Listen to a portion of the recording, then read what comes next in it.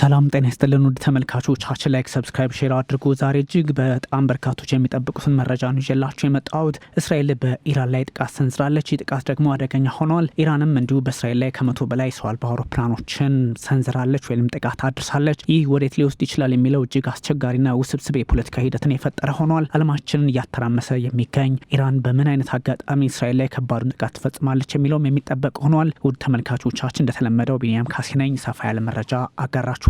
እስራኤል በተለያየ አቅጣጫ ትላንት የፈጸመችው ጥቃት ማለትም አዳሯን ኢራንን ያናጋ ሆኗል። ኢራንም አጸፋዊ ምላሽ እንደምትሰጥ ሳይታለም የተፈታ ቢሆንም በአሁኑ ሰዓት ግን የበርካቶችን ጥያቄ አስቸጋሪ በሆነ መንገድ እንዲነሳ ያደረገ ጥቃት ተፈጽሞባታል። እስራኤል የአየር ላይ ዘመቻዋን የአናብስቶቹ ምድር በሚል እንደጀመረችው ይታወቃል። ኢራን ደግሞ የእውነት ቃል 2ና 3ን የመፈጸም አጋጣሚዋን አስፍታ ከቀጠለች ከ100 ድሮን ተሻግራ የባሊስቲክ ሚሳይል ማዕበል በእስራኤል ላይ ልታዘንብባት ትችላለች የሚሉ መረጃዎች በመውጣት ላይ ይገኛሉ።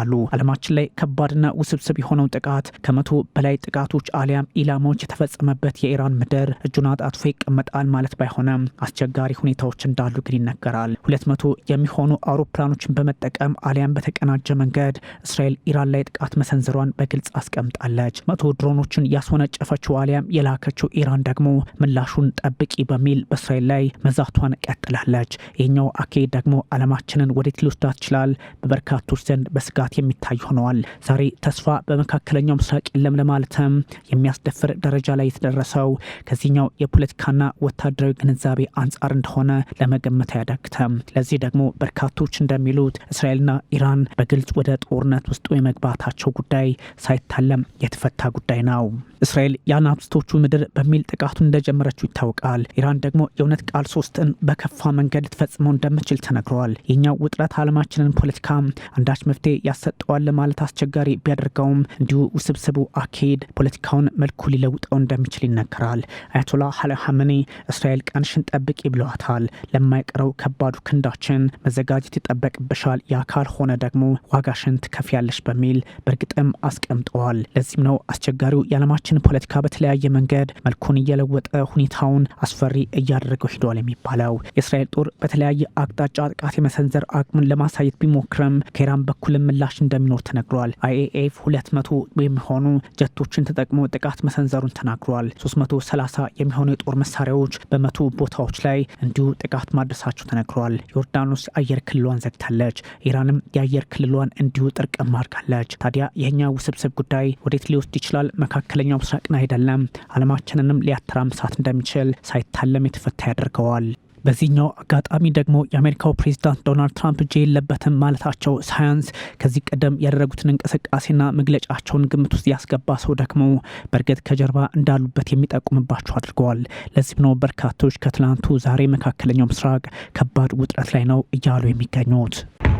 እስራኤል የአየር ላይ ዘመቻዋን የአናብስቶቹ ምድር በሚል ጀምረዋለች። የተነሳው አንበሳ ከሚለው ዘመቻዋ አንዱ ክፍል መሆኑ ነው። ኢራን ደግሞ የእውነት ቃል 1ና 2ን ከዚህ ቀደም ፈጽማለችና የእውነት ቃል 3ን እንደምትፈጽም ደግሞ ሳይታለም የተፈታ ያደርገዋል። 100 ሰው አልባ አውሮፕላኖችን አሊያም ድሮኖችን ወደ እስራኤል ድንበር ለጥቃት ወዲያውኑ ኢራን መላኳም ይህኑ የሚያስረግጥ ነው። ኢራንም ምላሽ ሰጠች ማለት ነው። በእርግጥም የዓለም ፖለቲካ ውጥረት ወደ 3ኛው የዓለም ጦርነት ሊያመራ የሚችልበትን አደገኛውን መስመር ያሰመረው የእስራኤል የአዳሩን ጥቃት በኢራን ላይ የፈጸመችው ብቻ ተብሎ የሚታሰብ አይደለም። እስራኤልና ኢራን የሳይቀድሙን እንቅደም ወታደራዊ ዛቻ ላይ ቢሰነብቱም የጠቅላይ ሚኒስትር ቤንያሚን ኔታንያሁ መንግስት የከፋውን እርምጃ በኢራን ላይ እንደወሰዱ ተነግሯል። የኢራን የኒውክሌርና ወታደራዊ ጣቢያዎች ማዘዣዎች ሲደበደቡ አድረዋል። የእስላማዊት ሪፐብሊክ ኢራን አብዮታዊ ዘብ አዛዥን ሁሴን ሳላሚን ሳይቀሩ ተገድለዋል። ውጥረቱ መካከለኛው ምስራቅ ላይ እንደማይቆም ማሳያው የበዛ ሲሆን ከ100 በላይ ጥቃቶችን በአንድ ምሽት ለዛውን በኢራን ላይ 5 ዙር የአየር ጥቃት ወጀብ በዛ ላይ በአያቶላህ አሊ ኻሜኒ ላይ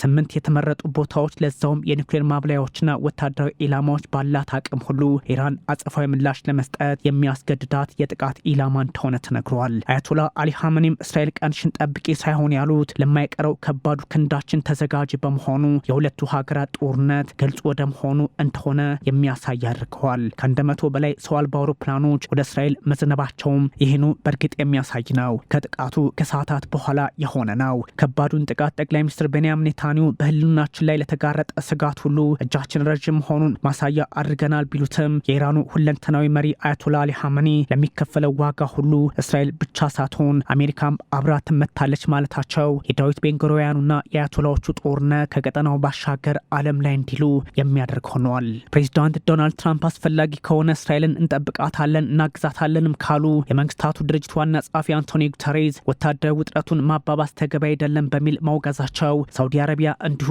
አስቸጋሪ ሁኔታዎች እየመጡ ነው በሚል እስራኤልን ማውገዟ፣ የኢራን አብዮታዊ ዘብ ኃይል በእስራኤል ላይ አንዳች ምላሽ ነገ ዛሬ ሳልል አለኝ ማለቱ፣ ቻይና በእስራኤል ያሉ ዜጎች ለኢራን አደገኛ አጸፋ እንዲዘጋጁ ማዘዟ፣ ኻሜኒም ለከፋው ጥቃቷ እስራኤል መሪሉን ጊዜ ትጠብቅ ማለታቸው፣ የእስራኤል ጦርም ከአሁኑ ሰዓት ጀምሮ በሙሉ ዝግጅት ላይ መሆኑና ህዝቡ በተጠንቀቅ እንዲቆም ማዘዙ መካከለኛው ምስራቅ የሽብር አዳር እንዳሳለፈና ከዛሬው ጥቃት የነገው ከፍቶ ወደ ሙሉ ጦርነት ሀገራቱ የማምረታቸውን ነገር የሚያስረግጥ አድርጎታል።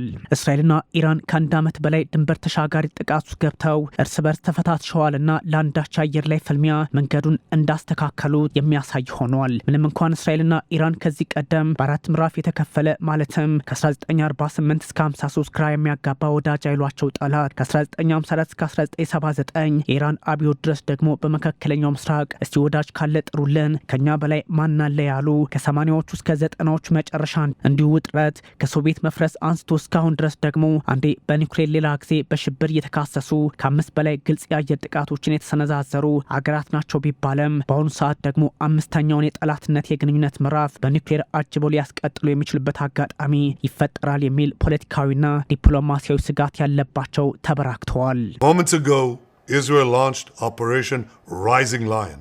ከተወሰነ ሰዓታት በፊት እስራኤል የተነሳው አንበሳ ዘመቻዋን በኢራን ላይ ፈጽማለች። ለእስራኤል ህልውና ስጋት የሆነውን የኢራን ወታደራዊ ኢላማን መተናል። የወሰደውን ቀናት ይውሰድ እንጂ እስራኤል ዘመቻዋን ትቀጥልበታለች። ይህን ስጋት እስከምናስወግድ ማለቴ ነው። ለ10 ዓመታት የኢራን አገዛዝ በግልጽና ያለምንም ሀፍረት ስለ እስራኤል መጥፋት ይናገራል።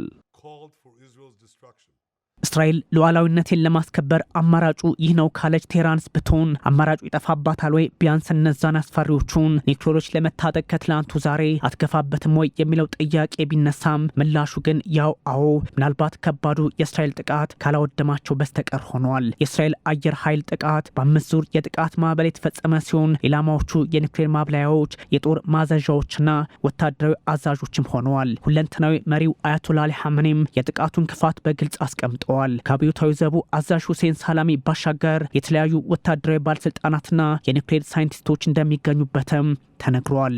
ጠቅላይ ሚኒስትር ቤንያሚን ኔታንያሁ በተቀረጸ የቪዲዮ መግለጫቸው የአየር ጥቃቱ በዋነኝነት ኢላማውን ያደረገው የኒውክሌር ማብላያዎችንና የባሊስቲክ ሚሳይሎችን ኢራን የምታመርትባቸውን ስፍራዎች ናቸው በሚል በድል መንፈስ ሆነው ይፋ አድርገዋል። ኔታንያሁ ጥቃቱ በዚህ አይቆምም፣ ዘመቻው እኛን ለማጥፋት እየተዘጋጀ ያለውን ኃይል በማሰናበት ይቀጥላል፣ የወታደራዊ ዘመቻው መጠናቀቂያ ስጋት ዜሮ ሲሆን ብቻ ነው በሚል በድጋሜ ዝተዋል። የእስራኤል ጦር አይዴቭ ለታይምስ ኦፍ እስራኤል እንዳረጋገጠው የኢራን የኒውክሌር መርሃ ግብር ኢላማ ያደረገው የአየር ላይ ዘመቻ በአናብስቶቹ ምድር ስያሜ ተፈጽሟል። ኢራን አሁን በሰው አልባ አውሮፕላን ጥቃት የጀመረችውን አጸፋዋን አጠናክራ እንደምትቀጥልበት ማሳያዎቹ የበዙ ቢሆኑም አሁን ባለው ሁኔታ ግን መካከለኛው ምስራቅ ከባድ ውጥረቱ ሳይገባ አንዳንድ ሀገራት በተለይም እንደነ ራሽያና ቻይና ያሉ ሀገራት ጣልቃ መግባት እንዳለባቸው ይነገራል። የእስራኤል ጦር ኃላፊ ኤያል ዛሚር የኢራን የኒውክሌር መርሃ ግብር የማይቀለበስበት ደረጃ ደርሶ ነበር፣ እስራኤል ለህልውናዋ ስትል እንዲህ አይነቱን አደገኛ የጠላት አካሄድ ቆማ ልታዩ አትችልም በሚል ሀሳባቸውን አጋርተዋል። አሁን ላይ የእስራኤል ጥቃቱን እቀጥልበታለሁ ዛቻ እንዳለ ሆኖ የኢራን ፖለቲከኞች ህዝባቸውን እንዲረጋጋ ከመጠየቅ ባሻገር አፋጣኝ የሚሳኤል ጥቃት ማዕበል እስራኤልን ይጠብቃታል በሚል በግልጽ እያስቀመጡ ነው። የድሮኖቹ ጥቃትም ይህኑ ይጠቁማል። ኔታንያሁና የጦር አዛዦቻቸው የአሁኑ ጥቃት አይበቃንም ቢሉም ከኢራን በኩል የሚሰነዘረው ጥቃት ቀላል እንደማይሆንና እስራኤላውያንን ዋጋ ሊያስከፍላቸው እንደሚችል ራሳቸው የእስራኤል ጦር ሰዎች የመከላከያ ሚኒስትሩን እስራኤል ካትስን ጨምሮ እንዳመኑበት ተነግሯል። ቢያንስ በ8 አካባቢዎች የተሰነዘረው ጥቃት ዋና ከተማዋን ቴህራንን፣ ቁልፉን የኒውክሌር ማብለያ ናታንዝንና የዩራኒየም ምርምር ማዕከሉን ታብሪዝን አደጋ ውስጥ የከተተ ነው። ከ100 በላይ ጥቃቶች መሰንዘራቸው ደግሞ በሌላ መገናኛ ብዙሃን እየተገለጸ ይገኛል። ምንም እንኳን አገራታውን ሚናቸውን ለይተው ከኢራን ጎን ቆመናል ከእንግዲህ ይብቃ በሚል በግልጽ አቋማቸውን ባያሳዩንም የስትራቴጂክ ስምምነት ውስጥ የገቡት የሩሲያው ፕሬዝዳንት ቭላዲሚር ፑቲን ምላሽና መግለጫ ተጠባቂ ነው። ያው ትራምፕ ቀድመው ከእስራኤል ጎን መሆናቸውን ይታወቅልን በማለታቸው የእሳቸው አይጠ አልተጠበቀም። ይህ አደገኛ ጥቃት ንጹሐን ዜጎችን ሕይወት ቀጥፏል። የአብዮታዊ ዘቡን አዛዥ ሁሴን ሳላሚን፣ የኢራን ጦር ኃላፊ መሐመድ ባህሪን፣ የኒውክሌር ሳይንቲስቶቹ መሐመድ ማሃዲ ቴሃርናችና ፍሬዱን አባሲ በአደገኛው ጥቃት ሕይወታቸውን አጥተዋል። ለዚህም ነው ኢራን ቁልፎቹን የኒውክሌር ማብለያ ጣቢያዎችን አስመትታለች፣ ወሳኞቹ የኒውክሌር ተመራማሪዎችንም አታለች። ምናልባት በአፋጣኝ እስራኤል ላይ ጥቃት ለመሰንዘር ዋላደር ልትል ትችላለች የሚባለው። ያም ሆኖ ግን ወዲያውኑ ድሮኖችን ማስወንጨፏ አሁንም አቅም እንዳላት የሚጠቁም አድርጎላታል። የማይካደው ግን እስራኤል ላይ አንድም በእጅ አዙር ኃይሎቿ አንድም በቀጥታ ጥቃት መሰንዘሯ አይቀሬ ነው የሚለው እየሆነ መጥቷል። ማሳያውም አያቶላ አሊ ሀምኒ እስራኤል ሆይ ላስከፊውና ለመራራው ምላሻችን ተዘጋጅ ማለታቸው ነው። እንደ የትኛውም አገር የእስራኤልና የኢራን ዛቻ ነው ተብሎ የሚታለፍ ባለመሆኑ እጅጉን ውስብስብ አደጋ ሊያመጣ እንደሚችል ይገለጻል። ይህ በጽዮናውያኑ አገዛዝ የተፈጸመ የዘር ፍጅት ነው፣ የታሪክ መቅሰፍት ነው። ከዚህ ወንጀል ጀርባ ያሉ ሰዎች ሁሉ መወገዝ አለባቸው። ሁሉም ዓለም በተለይ ሙስሊሙ ዓለም ፍልስጤማውያንን ማስታጠቅ አለበት። የኢራን የውጭ ጉዳይ ሚኒስቴር ቴህራን በእስራኤል ለተሰነዘረባት ጥቃት ምላሽ ለመስጠት ህጋዊ የሆነ መብቱ አላት፣ በዓለም አቀፍ መርህ መሰረትም ዳር ድንበሯን የማስከበር ግዴታ አለባት፣ ይህንም ታደርጋለች ማለቱ አንዳች አስፈሪ ጉዳይ ቀኑ ይጠርም ይርዘምም ዓለም ልታይ እንደምትችልና እንድትጠብቅ አድርጓታል። በእርግጥ የድሮኖቹ ጥቃት መልእክት ነው ተብሏል። ያለ አሜሪካ አረንጓዴ ምልክትና ግፊት እንዲሁም ትዕዛዝ እስራኤል ኢራን ላይ ብቻዋን ጥቃት አትሰነዝርም ያለችው ቴህራን ዋሽንግተንም ኢላማ ትሆናለች ብላለች። በሌላ በኩል የአሜሪካ የውጭ ጉዳይ ሚኒስትር ማርክ ሩቢዮ በዚህ ጥቃት ላይ አሜሪካ የለችበትም በሚል ያስተባበሉ ሲሆን ኢራን በስህተት የአሜሪካን ኃይሎችም ሆነ ፍላጎቶች ከመታች ዋጋ ትከፍላለች ብለዋል። ትራምፕም ቢሆኑ በእስራኤል ላይ ሊሰነዘር የሚችልን ጥቃት አስጊ ሆኖ ካገኘውት እንከላከላታለን ማለታቸው በእርግጥም ዋሽንግተን ከጀርባ የለችበትም ለማለት አዳጋች አድርገዋል። በዛ ላይ እስራኤል ጥቃት ልትሰነዝር እንደምትችል ትራምፕ መረጃው እንደነበራቸው የሚያሳየው በኢራቅ ያሉ ዜጎቻቸውን ቀድመው እንዲወጡ ማዘዛቸው ከጠቅላይ ሚኒስትር ቤንያሚን ኔታንያሁ ጋር ለ40 ደቂቃ ያህል ከተወያዩ በኋላ ኔታንያሁ ኢራንን በተመለከተ ከካቢኔያቸው ጋር መነጋገራቸው ነው። ተመልከቱ፣ የግዙፍ ግጭት እድል አለ። በዚህ አካባቢ በርካታ አሜሪካውያን አሉ። ከዛም መውጣት እንዳለባቸው ነግረናቸዋል። ምክንያቱም በቅርቡ የሆነ ነገር ይፈጠራል። በህንጻቸው አናት ላይ ሚሳኤል ሲሄድ ምንም አይነት ማስጠንቀቂያ ያልሰጠው ሰው መሆንም አልፈልግም። ይህን ማድረግ ይቻል ነበር እኮ። ያን ማድረግ ነበረብኝ። ውጡ አልኩ።